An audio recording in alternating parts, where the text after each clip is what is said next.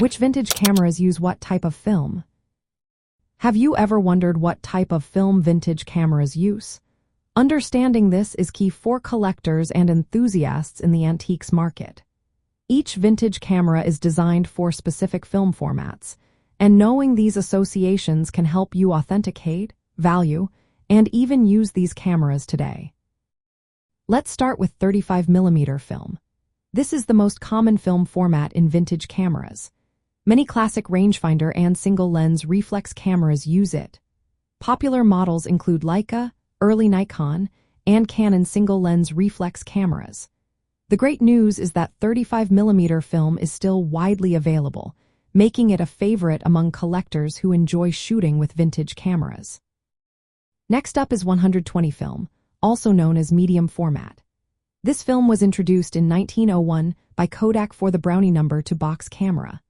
It is larger than 35mm film, producing higher resolution images.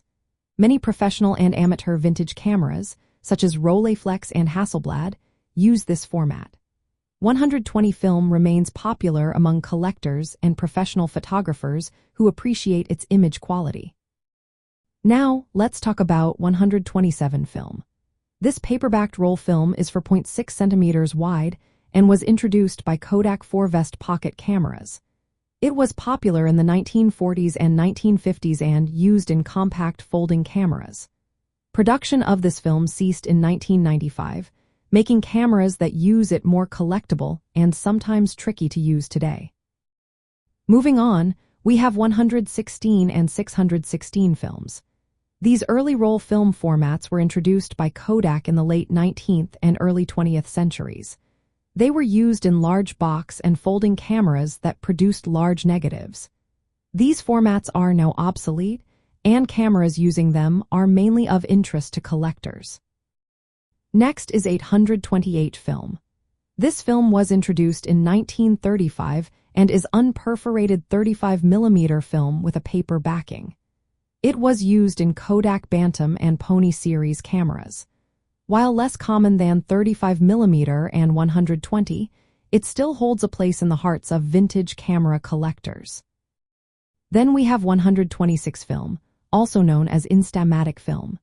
Introduced in 1963, this film used a plastic cartridge for easy loading and produced 26mm square images. It was popular for simple point-and-shoot cameras and brought color photography to the mass market. Although no longer produced, 126 film cameras are collectible for their historical significance. Finally, let's look at 110 film, which was introduced in the 1970s for compact pocket cameras. This small cartridge film produces 13mm by 17mm images. While known for convenience rather than image quality, 110 cameras are sought after as novelty or compact vintage items. Knowing which film a vintage camera uses is essential for restoration, display, and functional use. Some cameras use obsolete films, which may increase their collectible value but limit practical use. Cameras that use 35mm and 120 films are more accessible for shooting today, as these films are still manufactured. Collectors often seek cameras with original film formats intact, as modifications can reduce value. Understanding these film types helps assess market trends and values, as certain formats are more desirable due to rarity or historical importance.